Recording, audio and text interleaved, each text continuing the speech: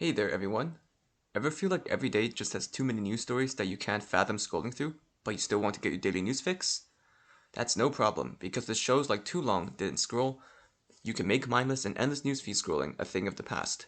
This show allows you to find out what was news on any particular day in history from January 2023 and onwards. And today is March the 17th of 2023. Let's get into what happened today. We first concern ourselves with the current state of the Russo-Ukrainian war, which has been going on for well over a year since the Russian invasion back in February of 2022. During the invasion, Russia-aligned forces, including the Russian military and private military company the Wagner Group, were accused of numerous war crimes and crimes against humanity, being accused of needlessly destroying civilian residences and infrastructure, kidnapping and killing innocents, and chemical warfare. One particular aspect of such crimes includes the abduction of Ukrainian children from their families and homeland and being forced into Russian residence, and blocking them from returning to Ukraine.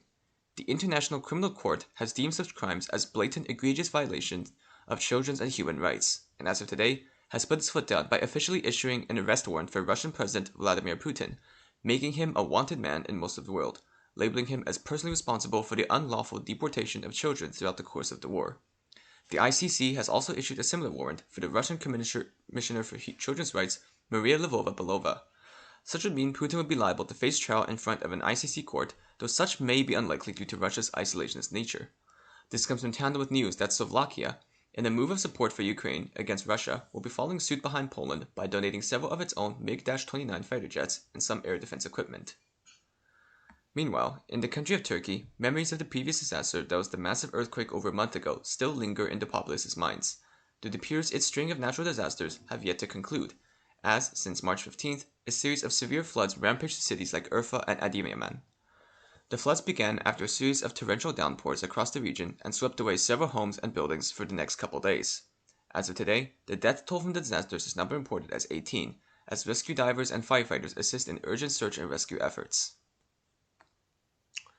We now concern ourselves with the North Atlantic Treaty Organization, or NATO, the intergovernmental organization composed of 30 member states cooperating over military and international security matters, originally created in the wake of rising Soviet influence back in the Cold War. Its current enlargement has been triggered by the Russian invasion of Ukraine, which was likely a spite against NATO in the first place, pushing many countries like Ukraine, Finland, and Sweden to apply for membership to secure themselves against further Russian aggression. As of today, Finland's application to the organization has appeared to move on to the next step, with an announcement by Turkey that they will begin reviewing and ratifying its application, and Hungary announcing that a vote on its membership will be held on March 27th. Sweden's application has been described as pushed to a later date, partly due to Turkey's accusations against Sweden for supporting the Kurdistan Workers' Party, or PKK, a militant group operating within Turkish borders. Meanwhile, in the country of New Zealand, the country's government has announced it will be following suit behind a long line of other countries like America, Canada, the United Kingdom, and members of the European Union in prohibiting the use of popular social media app TikTok on all government devices, also citing concerns over security risks.